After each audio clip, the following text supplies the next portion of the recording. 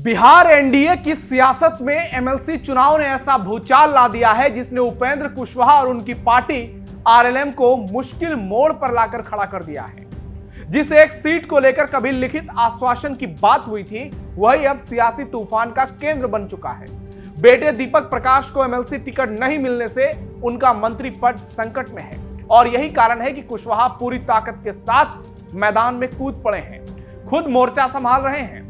RLM अब BJP को उसकी पुरानी वादों की याद दिला रही है, जबकि बीजेपी बदल चुके सियासी समीकरणों का हवाला देकर अपने फैसले को सही ठहरा रही है। यानी आरएलएम और बीजेपी में इस वक्त आर पार की जंग चल रही है। सवाल यह है कि क्या कुशवाहा को राज्यसभा भेजे जाने के बाद एमएलसी सीट का वादा खत्म हो गया या फिर सहयोगी दल के साथ बड़ा खेला हो गया। पार्टी विलय के दबाव, मंत्री पद पर मंडराते खतरे और गठबंधन की अंदरूनी खींचतान ने इस विवाद को और विस्फोटक बना दिया। आने वाले दिनों में यह टकराव बिहार की राजनीति की दिशा तय कर सकता है, क्योंकि बिहार में कुशवाहा वोट बैंक बहुत इंपॉर्टेंट है, 4.5 से 5% के आसपास। हालांकि सम्राट चौधरी भी कुशवाहा जाति से ही आते हैं, लेकिन उपेंद्र कुशवाहा भी कुशवाहा जाति में अपनी पैठ रखते हैं। नमस्कार, कैपिटल टीवी देख रहे हैं आप, मैं हूं नवेंदु और आज के इस वीडियो में आपको बताऊंगा कैसे उपेंद्र कुशवाहा इस वक्त आग बबूला हैं और दीपक प्रकाश के मंत्री पद को बचाने के लिए आरएलएम जी जान से मैदान में जुटी हुई है। बुरे फंसे उपेंद्र कुशवाहा, दीपक प्रकाश को झटका। कुशवाहा परिवार बनाम बीजेपी की जंग शुरू। क्या दीपक प्रकाश बचा पाएंगे अपनी कुर्सी? कुशवाहा पर बिहार की राजनीति में भयंकर बवाल। बिहार एनडीए के भीतर एमएलसी चुनाव को लेकर सियासी घमासान तेज हो गया है। राष्ट्रीय लोक मोर्चा यानी आरएलएम सुप्रीमो उपेंद्र कुशवाहा के बेटे और बिहार सरकार में मंत्री दीपक प्रकाश को इस बार विधान परिषद का टिकट नहीं मिला, जिससे उनका मंत्री पद इस वक्त संकट में है। इस फैसले से नाराज आरएलएम नेताओं ने एक लेटर सोशल मीडिया पर शेयर किया है, जो बीजेपी के तत्कालीन प्रदेश अध्यक्ष दिलीप जायसवाल का एक कथित गुप्त पत्र है। चिट्ठी में बीजेपी की आरएलएम को एक एमएलसी सीट देने का लिखित आश्वासन दिया गया था। इस खुलासे के बाद बिहार की राजनीति का तापमान 7वें आसमान पर पहुंच गया है और आरएलएम कह रही है कि अगर हमें वादा किया अब उस वादे को निभाओ। बीजेपी से गुजारिश हो रही है कि आपको अब कुछ न कुछ रास्ता निकालना ही पड़ेगा। वहीं दिलीप जायसवाल ने इस पूरे मामले पर सफाई दे दी है। आरएलएम की ओर से सोशल मीडिया पर जारी लेटर के बाद बीजेपी नेता मंत्री दिलीप जायसवाल ने इस पर अपनी सफाई भी पेश कर दी है। दिलीप जायसवाल ने माना कि उस समय दोनों दलों के बीच एक एमएलसी सीट देने पर लिखित सहमति जरूर हुई थी। हालांकि उन्होंने स्पष्ट कर दिया कि बाद में उपेंद्र कुशवाहा को राज्यसभा भेजे जाने के बाद राजनीतिक समीकरण बदल गए और चीजें पूरी तरह से बदल गई। दीपक प्रकाश के मंत्री पद पर खतरा, पार्टी में विलय न होने से मचा बवाल। बिहार में खाली हो रही एमएलसी की 10 सीटों पर चुनाव 18 जून को है, जिसमें एनडीए के कुल 9 उम्मीदवार मैदान में हैं और 9 की जीत तय है। इस लिस्ट में बीजेपी और जेडीयू से 4-4 और लोजपा रामविलास से एक कैंडिडेट मैदान में है, जबकि महागठबंधन की ओर से भी आरजेडी ने सुनील सिंह को मैदान में उतारा है, जिनकी जीत लगभग तय है। इस पूरी सूची में दीपक प्रकाश का नाम नहीं होना उनके सियासी भविष्य को संकट में डाल रहा है, क्योंकि मंत्री बने रहने के लिए उन्हें एमएलसी बनना बेहद जरूरी है। राजनीतिक हलकों और मीडिया रिपोर्ट्स में आरएलएम को टिकट न मिलने के पीछे पार्टी के विलय का बड़ा दबाव माना जा रहा है। कहा जा रहा है कि बीजेपी ने कुशवाहा की पार्टी पर दबाव बनाया कि वो बीजेपी में पार्टी का विलय कर लें, लेकिन उपेंद्र कुशवाहा ने इनकार कर दिया। रिपोर्ट के मुताबिक उपेंद्र कुशवाहा को इस साल राज्यसभा भेजते समय बीजेपी नेतृत्व ने आरएलएम का विलय करने के लिए सीधे तौर पर कुशवाहा से संपर्क किया। दीपक प्रकाश को दोबारा मंत्री बनाने पर विचार के दौरान भी बीजेपी ने इस विलय के मुद्दे को दोबारा प्रमुखता से उठाया।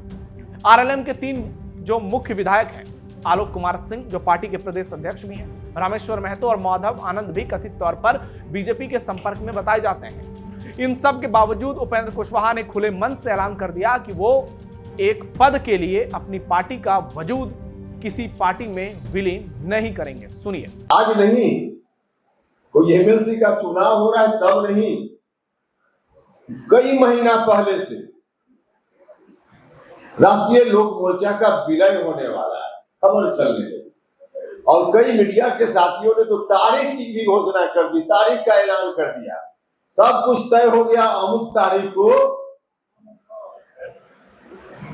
औपचारिकता पूरी करनी। मेरे भी मित्र लोग हैं लिखने वाले लोग भी, दिखाने वाले लोग, कई लोगों से हम भी फोन पर बात करते हैं कि भाई आपने तो तारीख का ऐलान कर दिया। अब उनकी भी मजबूरी है, कहते हैं कि हमको भी तो नौकरी करनी है, आखिर हम क्या करें। तो हम उनसे माफी मांग लेते हैं कि चलिए आप नौकरी चलाते रहिए, खाली गर्दन बचा दीजिएगा, बाकी जो काम होगा करते हैं लोग। तो तारीख का भी ऐलान आप 100% उपेंद्र कुशवाहा की ओर से और यहाँ बैठे हुए लोगों की ओर से निश्चिंत रहिए। राष्ट्रीय लोक मोर्चा का अस्तित्व किसी एक पद को लेकर समाप्त हो जाए, दुनिया की कोई ताकत यहां काम नहीं कर। वहीं कुशवाहा परिवार को लेकर चिराग के जीजा और जमुई से लोजपा सांसद अरुण भारती ने तंज कसते हुए कहा कि राजनीति में हर ख्वाहिश पूरी नहीं होती। देखिए, बहुत पुराना एक गाना है और गालिब साहब ने भी गाया है। गालिब साहब का बहुत पुराना शेर है। गालिब साहब का एक बहुत पुराना शेर है, हजारों ख्वाहिशें ऐसी कि हर ख्वाहिश पे दम निकले। देखिए, गठबंधन में सभी को बड़ा दिल रखना पड़ता है और हर दल को हर कुछ नहीं मिलता, तो बड़ा दिल रख करके अपने गठबंधन के लिए फिर भी काम करना पड़ता है।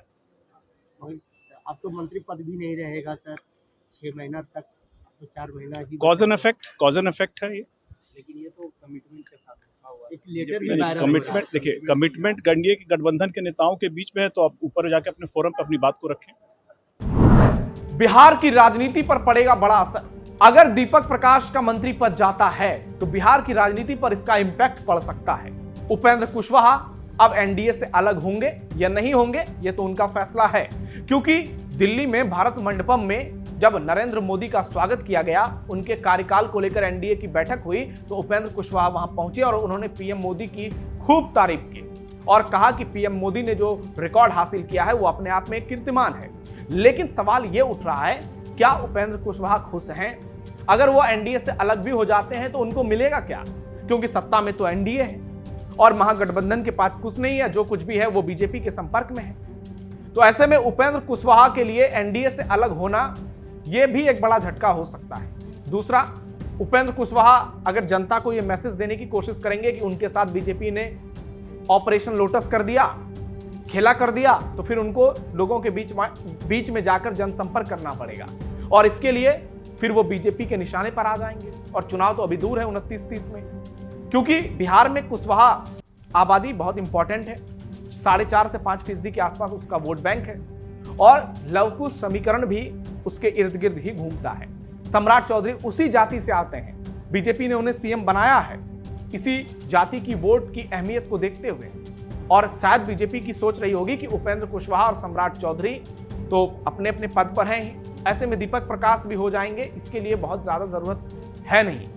अब देखना यह होगा सम्राट चौधरी के बाद क्या उपेंद्र कुशवाहा के बाद दीपक प्रकाश भी अपने पद पर बरकरार रह सकते हैं, क्योंकि सम्राट चौधरी को लेकर बीजेपी कुशवाहा को साथ चुकी है।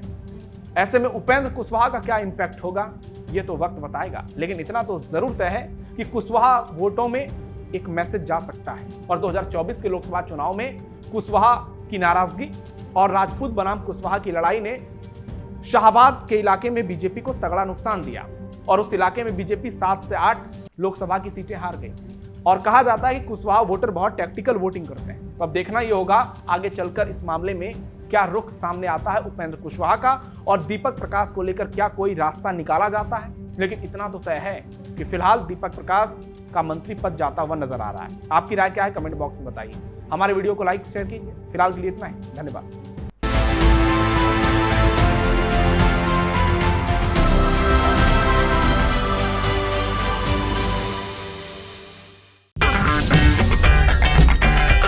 अगर आपको हमारा वीडियो पसंद आया हो तो इसे लाइक करें, हमारे चैनल को सब्सक्राइब करें और हाँ, बेल आइकन दबाना ना भूलें ताकि आप तक हमारे वीडियो की नोटिफिकेशन पहुंचती रहे। आप अपना सुझाव हमें कमेंट बॉक्स में दे सकते हैं। हमारे साथ जुड़ने के लिए शुक्रिया।